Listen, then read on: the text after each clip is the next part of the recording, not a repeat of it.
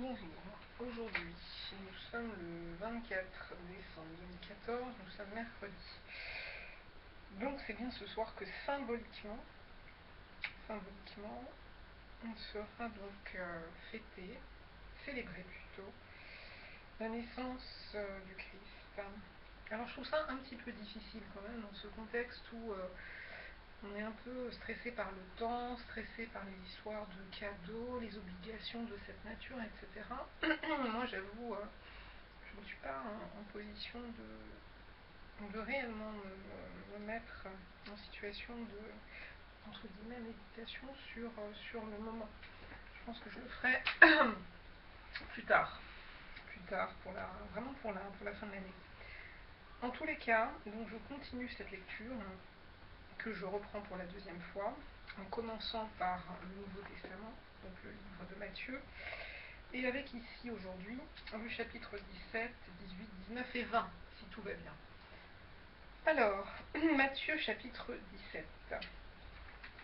6 jours après, Jésus prit avec lui Pierre, Jacques et Jean son frère, et il les conduisit à l'écart sur une haute montagne.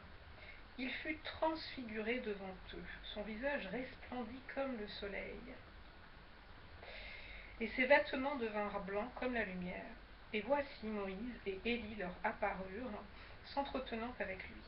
Pierre, prenant la parole, dit à Jésus, Seigneur, il est bon que nous soyons ici. Si tu le veux, je dresserai ici 3 tentes, une pour toi, une pour Moïse et une pour Élie. Comme il parlait encore, une nuée lumineuse les couvrit. Et voici, une voix fit entendre de la nuée ces paroles. Celui-ci est mon fils bien-aimé, en qui j'ai mis toute mon affection. Écoutez-le. Lorsqu'ils entendirent cette voix, les disciples tombèrent sur leurs faces et furent saisis d'une grande frayeur. Mais Jésus, s'approchant, les toucha et dit, Levez-vous, n'ayez pas peur. Ils levèrent les yeux et ne virent que Jésus seul. Comme ils descendaient de la montagne, Jésus leur donna cet ordre, Ne parlez à personne de cette vision jusqu'à ce que le Fils de l'homme soit ressuscité des morts. Les disciples lui firent cette question. Pourquoi donc les scribes disent-ils qu'Élie doit venir premièrement? Il répondit, il est vrai qu'Élie doit venir et rétablir toutes choses. Mais je vous dis qu'Élie est déjà venu, qu'ils ne l'ont pas reconnu et qu'ils l'ont traité comme ils ont voulu. De même, le Fils de l'homme souffrira de leur part. Les disciples comprirent alors qu'il leur parlait de Jean-Baptiste. Lorsqu'ils furent arrivés près de la foule, un homme vint se jeter à genoux devant Jésus et dit, Seigneur, aie pitié de mon fils qui est lunatique et qui souffre cruellement. Il tombe souvent dans le feu et souvent dans l'eau. Je l'ai amené à tes disciples et ils n'ont pas pu le guérir. Race incrédule et perverse, répondit Jésus, jusques à quand serai-je avec vous? Jusques à quand vous supporterai-je? Amenez-le-moi ici. Jésus parla sévèrement au démon qui sortit de lui, et l'enfant fut guéri à l'heure même.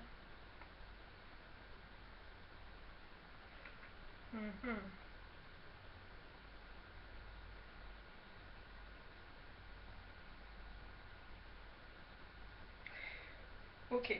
Alors les disciples s'approchèrent de Jésus et lui dirent en particulier, Pourquoi n'avons-nous pu chasser ce démon?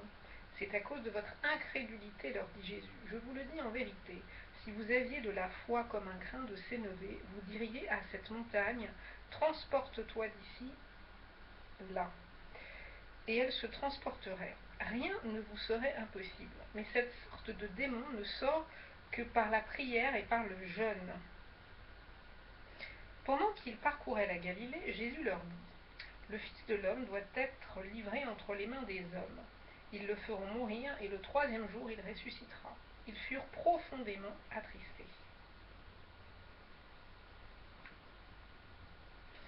Lorsqu'ils arrivèrent à Capernaüm, ceux qui percevaient les 2 drachmes s'adressèrent à Pierre et lui dirent, Votre maître ne paye-t-il pas les 2 drachmes? Oui, dit-il. Et quand il fut entré dans la maison, Jésus le prévint et dit, Que t'en semble, Simon? Les rois de la terre, de qui perçoivent-ils des tributs ou des impôts? De leurs fils ou des étrangers? Il lui dit, Des étrangers. Et Jésus lui répondit, Les fils en sont donc exempts, mais pour ne pas les scandaliser, va à la mer, jette l'hameçon, et tire le premier poisson qui viendra. Ouvre-lui la bouche, et tu trouveras un statère. Prends-le et donne-le pour moi et pour toi. Chapitre 18. En ce moment, les disciples s'approchèrent de Jésus et dirent, qui donc est le plus grand dans le royaume des cieux? Jésus, ayant appelé un petit enfant, le plaça au milieu d'eux et dit, deux points, je vous le dis en vérité, si vous ne vous convertissez et si vous ne devenez comme les petits enfants, vous n'entrerez pas dans le royaume des cieux. C'est pourquoi quiconque se rendra humble comme ce petit enfant sera le plus grand dans le royaume des cieux. Et quiconque reçoit en mon nom un petit enfant comme celui-ci me reçoit moi-même. Mais si quelqu'un scandalisait un de ces petits qui croient en moi, il vaudrait mieux pour lui qu'on suspendît à son cou une meule de moulin et qu'on le jetât au fond de la mer. Malheur au monde à cause des scandales, car il est nécessaire qu'il arrive des scandales. Mais malheur à l'homme par qui le scandale arrive. Si ta main ou ton pied est pour toi une occasion de chute, coupe-les et jette-les loin de toi. Mieux vaut pour toi entrer dans la vie boiteux ou manchot que d'avoir deux pieds ou deux mains et d'être jeté dans le feu éternel. Et si ton œil est pour toi une occasion de chute, arrache-le et jette-le loin de toi. Mieux vaut pour toi entrer dans la vie n'ayant qu'un œil que d'avoir deux yeux et d'être jeté dans le feu de la guéhenne. Gardez-vous de mépriser un seul de ces petits, car je vous dis que leur ange dans les cieux voit continuellement la face de mon Père qui est dans les cieux. Car le Fils de l'homme est venu sauver ceux qui étaient perdus. Que vous en semble, si un homme a 100 brebis et que l'une d'elles s'égare, ne laisse-t-il pas les 99 autres sur les montagnes pour aller chercher celle qui s'est égarée? Et s'il la trouve, je vous le dis en vérité, elle lui cause plus de joie que les 99 qui ne sont pas égarés.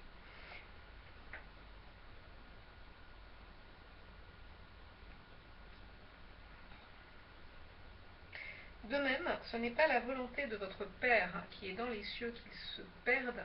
Quoi? Ok, je reprends. De même, ce n'est pas la volonté de votre Père qui est au... Je reprends. De même, ce n'est pas la volonté de votre Père qui est dans les cieux qu'il se perde un seul de ses petits. Si ton frère a péché, va et reprends-le entre toi et lui seul. S'il t'écoute, tu as gagné ton frère, mais s'il ne t'écoute pas, prends avec toi une ou deux personnes afin que toute l'affaire se règle sur la déclaration de 2 ou 3 témoins. S'il refuse de les écouter, dis-le à l'Église, et s'il refuse aussi d'écouter l'Église, qu'il soit pour toi comme un païen et un publicain.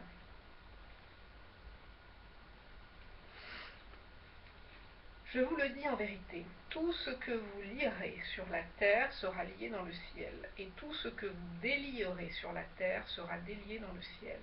Je vous dis encore que si 2 d'entre vous s'accordent sur la terre pour demander une chose quelconque, elle leur sera accordée par mon Père qui est dans les cieux. Car là où 2 ou 3 sont assemblés en mon nom, je suis au milieu d'eux.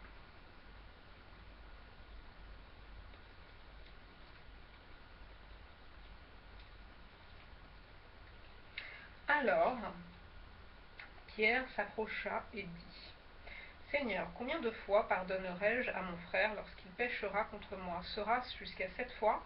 Jésus lui dit, je ne te dis pas jusqu'à 7 fois, mais jusqu'à 70 fois 7 fois. C'est pourquoi le royaume des cieux est semblable à un roi qui voulut faire rendre compte à ses serviteurs. Quand il se mit à compter, on lui amena un qui devait 10 000 talents. On lui en amena un plutôt, je reprends. Quand il se mit à compter, on lui en amena un qui devait 10 000 talents. Comme il n'avait pas de quoi payer, son maître ordonna qu'il fût vendu, lui, sa femme, ses enfants et tout ce qu'il avait, et que la dette fût acquittée. Le serviteur, se jetant à terre, se prosterna devant lui et dit, Seigneur, aie patience envers moi, et je te paierai tout. Ému de compassion, le maître de ce serviteur le laissa aller et lui remit la dette. Après qu'il fut sorti, ce serviteur rencontra un de ses compagnons qui lui devait 100 deniers. Il le saisit et l'étranglait en disant, paye ce que tu me dois. Son compagnon, se jetant à terre, le suppliait, disant, aie patience envers moi et je te paierai. Mais l'autre ne voulut pas et il alla le jeter en prison, jusqu'à ce qu'il eût payé ce qu'il devait. Ses compagnons, ayant vu ce qui était arrivé, furent profondément attristés, et ils allèrent raconter à leur maître tout ce qui s'était passé. Alors le maître fit appeler ce serviteur et lui dit, Méchant serviteur, je t'avais remis en entier ta dette parce que tu m'en avais supplié. Ne devais-tu pas aussi avoir pitié de ton compagnon comme j'ai eu pitié de toi ?» Et son maître irrité le livra au bourreau jusqu'à ce qu'il eût payé tout ce qu'il devait. C'est ainsi que mon Père céleste vous traitera, si chacun de vous ne pardonne à son frère de tout son cœur. Chapitre 19. Lorsque Jésus eut achevé ses discours, il quitta la Galilée et alla dans le territoire de la Judée, au-delà du Jourdain. Une grande foule le suivit, et là il guérit les malades. Les pharisiens l'abordèrent et dirent, pour l'éprouver, « Est-il permis à un homme de répudier sa femme pour un motif quelconque ?» Il répondit, « N'avez-vous pas lu que le Créateur, au commencement, fit l'homme et la femme, et qu'il dit, « C'est pourquoi l'homme quittera son père et sa mère, et s'attachera à sa femme, et les deux deviendront une seule chair. Ainsi, ils ne sont plus deux, mais ils sont une seule chair. Que l'homme donc ne sépare pas ce que Dieu a joint. Pourquoi donc, lui dirent-ils, Moïse a-t-il prescrit de donner à la femme une lettre de divorce et de la répudier ?» Il leur répondit, « C'est à cause de la dureté de votre cœur que Moïse vous a permis de répudier vos femmes. Au commencement, il n'en était pas ainsi. Mais je vous dis que celui qui répudie sa femme, sauf pour infidélité, et qui en épouse une autre, commet un adultère. Et celui qui épousera celle qui a été répudiée commet aussi un adultère. » Ses disciples lui dirent, « Si telle est la condition de l'homme à l'égard de la femme, il n'est pas avantageux de se marier. » Il leur répondit, « Tous ne comprennent pas cette parole, mais seulement ceux à qui cela est donné. Car il y a des eunuques qui le sont dès le ventre de leur mère. Il y en a qui le sont devenus par les hommes, et il y en a qui se sont rendus tels eux-mêmes à cause du royaume des cieux. Que celui qui peut comprendre, comprenne. » Alors on lui amena des petits enfants, afin qu'il leur imposât les mains et pria pour eux. Mais les disciples les repoussèrent, et Jésus dit, « Laissez les petits enfants, et ne les empêchez pas de venir à moi, car le royaume des cieux est pour ceux qui leur ressemblent. » Il leur imposa les mains, et il partit de là. Et voici un homme s'approcha et dit à Jésus, « Mon bon maître, que dois-je faire de bon pour avoir la vie éternelle ?» Il lui répondit, « Pourquoi m'appelles-tu bon? Il n'y a qu'un seul bon, c'est Dieu. Si tu veux entrer dans la vie, observe les commandements. » Lesquels, lui dit-il. Et Jésus répondit, « Tu ne tueras point, tu ne commettras point d'adultère, tu ne déroberas point, tu ne diras point de faux témoignages, honore ton père et ta mère, et tu aimeras ton prochain comme toi-même. » Le jeune homme lui dit, « J'ai observé toutes ces choses, que me manque-t-il encore ?» Jésus lui dit, « Si tu veux être parfait, va, vends ce que tu possèdes, donne-le aux pauvres, et tu auras un trésor dans le ciel. Puis viens et suis-moi. » Après avoir entendu ces paroles, le jeune homme s'en alla tout triste, car il avait de grands biens. Jésus dit à ses disciples, « Je vous le dis en vérité, un riche entrera difficilement dans le royaume des cieux.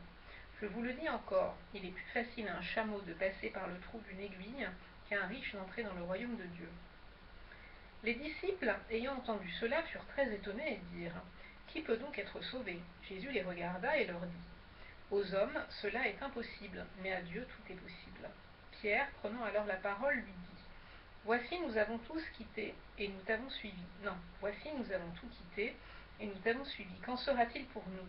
Jésus leur répondit, « Je vous le dis en vérité, quand le Fils de l'homme, au renouvellement de toutes choses, sera assis sur le trône de sa gloire, vous qui m'avez suivi, vous serez de même assis sur 12 trônes, et vous jugerez les 12 tribus d'Israël. Et quiconque aura quitté, à cause de mon nom, ses frères, ou ses sœurs, ou son père, ou sa mère, ou sa femme, ou ses enfants, ou ses terres, ou ses maisons, recevra le centuple, et héritera la vie éternelle. Plusieurs des premiers seront les derniers, et plusieurs des derniers seront les premiers. » Chapitre 20. Livre de Matthieu toujours. Car le royaume des cieux est semblable à un maître de maison qui sortit dès le matin afin de louer des ouvriers pour sa vigne. Il convint avec eux d'1 denier par jour, et il les envoya à sa vigne. Il sortit vers la 3e heure, et il en vit d'autres qui étaient sur la place, sans rien faire. Il leur dit, « Allez aussi à ma vigne, et je vous donnerai ce qui sera raisonnable. » Et ils y allèrent. Il sortit de nouveau vers la 6e heure et vers la 9e, et il fit de même. Étant sorti vers la 11e heure, il en trouva d'autres qui étaient sur la place, et il leur dit, « Pourquoi vous tenez-vous ici toute la journée sans rien faire ?» Ils lui répondirent, « C'est que personne ne nous a loués. »« Allez aussi à ma vigne, leur dit-il. Quand le soir fut venu, le maître de la vigne dit à son intendant: appelle les ouvriers et paye-leur le salaire en allant des derniers aux premiers. Ceux de la 11e heure vinrent et reçurent chacun un denier. Les premiers vinrent ensuite, croyant recevoir davantage, mais ils reçurent aussi chacun un denier. En le recevant, ils murmurèrent contre le maître de la maison et dirent: ces derniers n'ont travaillé qu'1 heure, et tu les traites à l'égal de nous, qui avons supporté la fatigue du jour et la chaleur. Il répondit à l'un d'eux: mon ami, je ne te fais pas tort, n'es-tu pas convenu avec moi d'un denier? Prends ce qui te revient et va-t'en. Je veux donner à ce dernier autant qu'à toi. Ne m'est-il pas permis de faire de mon bien ce que je veux? Ou vois-tu de mauvais œil que je sois bon? Ainsi les derniers seront les premiers, et les premiers seront les derniers. Pendant que Jésus montait à Jérusalem, il prit à part les 12 disciples, et il leur dit en chemin: voici, nous montons à Jérusalem, et le Fils de l'homme sera livré aux principaux sacrificateurs et aux scribes. Ils le condamneront à mort, et ils le livreront aux païens pour qu'ils se moquent de lui. Le battent de verge et le crucifient, et le 3e jour il ressuscitera. Alors la mère des fils de Zébédée s'approcha de Jésus avec ses fils, et se prosterna pour lui faire une demande. Il lui dit: que veux-tu? Ordonne, lui dit-elle, que mes 2 fils que voici soient assis dans ton royaume, l'un à ta droite et l'autre à ta gauche. Jésus répondit: vous ne savez pas ce que vous demandez. Pouvez-vous boire la coupe que je dois boire? Nous le pouvons, dirent-ils. Et il leur répondit: il est vrai que vous boirez ma coupe, mais pour ce qui est d'être assis à ma droite et à ma gauche, cela ne dépend pas de moi, et ne sera donné qu'à ceux à qui mon Père l'a réservé. Les 10 ayant entendu cela furent indignés contre les 2 frères. Jésus les appela et dit: vous savez que les chefs des nations les tyrannisent et que les grands les asservissent. Il n'en sera pas de même au milieu de vous, mais quiconque veut être grand parmi vous, qu'il soit votre serviteur, et quiconque veut être le premier parmi vous, qu'il soit votre esclave. C'est ainsi que le Fils de l'homme est venu, non pour être servi, mais pour servir et donner sa vie, comme la rançon de plusieurs. Lorsqu'ils sortirent de Jéricho, une grande foule suivit Jésus. Et voici 2 aveugles assis au bord du chemin entendirent que Jésus passait et crièrent: aie pitié de nous, Seigneur, fils de David. La foule les reprenait pour les faire taire, mais ils crièrent plus fort: David, Jésus, mais ils crièrent plus fort: aie pitié de nous, Seigneur, fils de David. Jésus s'arrêta, les appela et dit: que voulez-vous que je vous fasse? Ils lui dirent: Seigneur, que nos yeux s'ouvrent. Ému de compassion, Jésus toucha leurs yeux, et aussitôt ils recouvrèrent la vue et le suivirent. Je vais donc m'arrêter là. Voilà. Théoriquement, j'aurais dû, puisque j'ai fini de lire la Bible le 18 décembre. J'ai vraiment terminé le 18 décembre. Donc théoriquement, le lendemain, 19, 20, 21, 22, 23, 24, nous sommes le 24. 6 jours plus tard, j'aurais dû lire 4 chapitres, donc en être aujourd'hui au chapitre 24. 21, 22, 23, 24. Donc j'ai 4 chapitres entre guillemets de retard. Mais je ne vais pas m'amuser à lire ça maintenant. Ça prend un certain temps et il y a des choses à faire.